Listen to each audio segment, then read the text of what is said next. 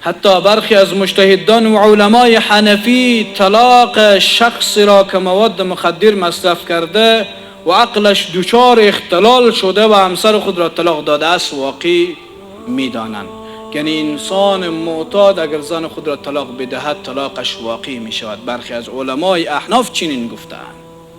توجه باشیم.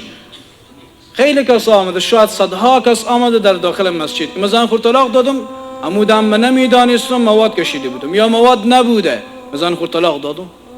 طلاق واقع شده است. خیلی مسئله مهمی هست.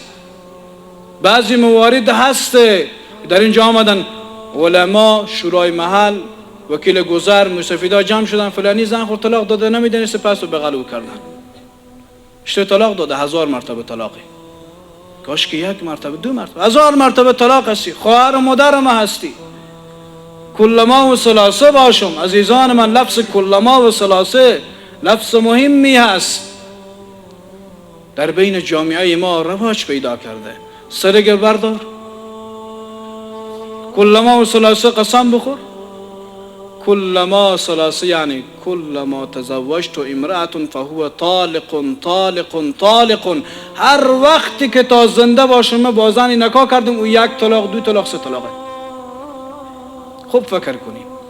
جوانی که هر مسلمانی که میگویی من کلما و ثلاثه باشم، اگر دروغ باشه، خیانت باشه، فریب باشه، متوجه باش که تا زنده باشه دیگه زن نکاح کرده نمیتوانی. همین که نکاح بسته شد 3 بار طلاق میشود خود او زن.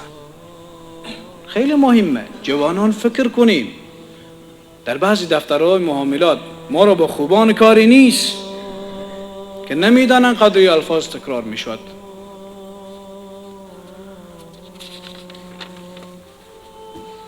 زیانهای فردی و شخصی مواد مخدر زیاد هست عزیزان من. الله سبحانه و تعالی جوانان ما را حفظ بفرماید. عقل و اعصاب جوانان از بین می رود، جسم جوانان ما از بین می رود، مال آنها از بین می رود، ابرو و عزت آنها از بین می رود. بعضی وقتا شده که یک معتاد به خانه قوم خود آمده به مهمانی، شب که شده صاحب خانه به زن فرزند خود گفته متوجه مالها باشیم که فلانی امشب دزدی نکنه. چقدر بیابروه، چقدر بیارزشه. پیش قوم خود میره به مهمانی میگن متوجه باشیم فلانی امشب دزدی نکنه. چون شده جوان معتاد رفته به خانه خسور، به خانه پدر، به خانه فلان فلان دزدی کرده.